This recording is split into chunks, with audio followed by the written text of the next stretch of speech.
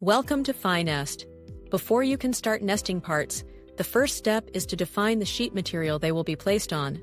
To begin, click New Sheet under the Start tab. In this window, easily enter your sheet's data. Set the length, width, an optional name, and the available quantity. Most importantly, choose a material and thickness that match your parts for perfect compatibility and a seamless workflow.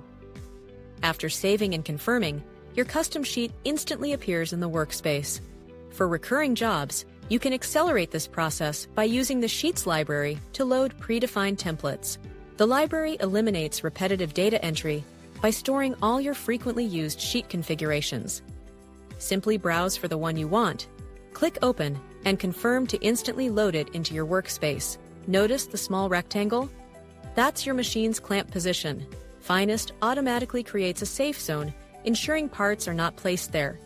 Your sheet is now perfectly set up and ready for nesting.